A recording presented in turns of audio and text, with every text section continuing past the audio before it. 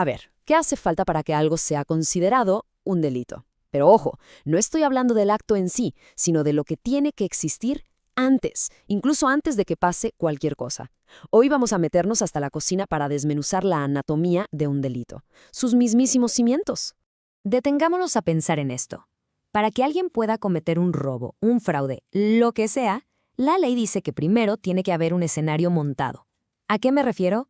Pues a que tiene que haber como un elenco de personajes y hasta la escenografía lista. Y es justo eso lo que vamos a explorar.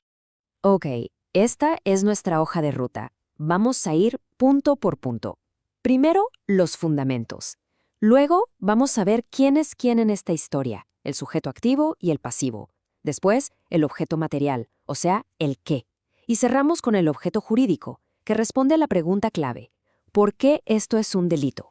Bueno, pues arranquemos con la primera parte.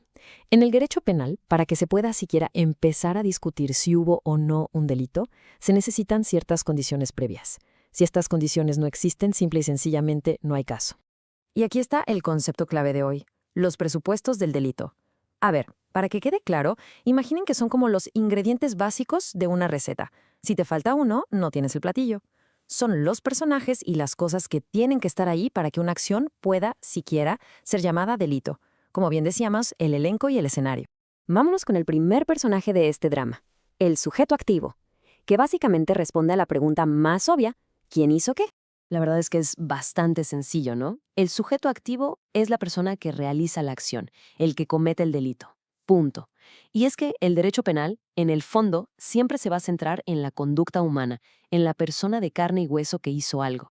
Y aquí es donde se pone interesante y entramos a un debate clásico. A ver, una empresa, una corporación, ¿puede cometer un delito? La teoría tradicional dice que no. Ojo, eso no significa que no haya consecuencias para la empresa. Puede haber multas, sanciones, lo que sea. Pero la responsabilidad penal es algo que se conoce como personalísima. ¿Qué significa esto? Que no se puede heredar ni transferir. La bronca es de la persona, del individuo que tomó la decisión o que actuó. Ok, ya tenemos al que comete el delito. Por lógica, ahora necesitamos a la otra parte de la ecuación. Hablemos del sujeto pasivo, o sea, sobre quién recae todo esto. ¿Quién es la víctima? Bueno, el sujeto pasivo es el titular, el dueño de ese bien o derecho que se vio afectado. Y aquí hay un detalle súper importante. No siempre es la persona que sufre la acción de manera directa. Es quien, ante la ley, es el dueño de lo que se dañó o se puso en riesgo. Este ejemplo lo explica perfecto. Imaginen un asalto a un camión blindado. El guardia al que le ponen la pistola enfrente es el sujeto pasivo de la conducta. Claro, él sintió la amenaza y la violencia. Pero el sujeto pasivo del delito es la empresa de valores, porque es la dueña del dinero. Legalmente, la víctima del robo patrimonial es la compañía, no el empleado. Bien, ya tenemos a nuestros dos personajes principales. Ahora vamos al qué. La pregunta es: ¿sobre qué o quién cayó la acción? De eso se trata el objeto material. El objeto material es justo eso, lo maternal, lo tangible, lo que se puede tocar. Es la persona o la cosa que recibe directamente el golpe, por así decirlo. Es la evidencia física, lo que queda en la escena del crimen. Los ejemplos son clarísimos. En un homicidio, el objeto material es la persona. En un robo, pues el coche que se robaron. En un incendio provocado, es el edificio en llamas. Es literalmente la manifestación física del crimen.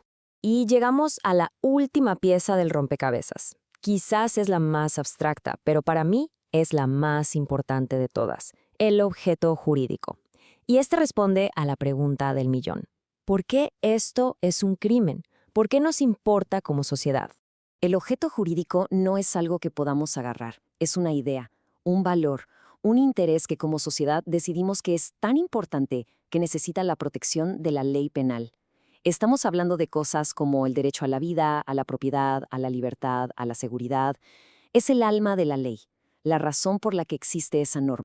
Esta tabla es perfecta para entender la diferencia. De un lado tenemos el objeto material, el qué, la cartera que se robaron, la persona que lastimaron, y del otro, el objeto jurídico, el por qué, el derecho a la propiedad, el derecho a la integridad.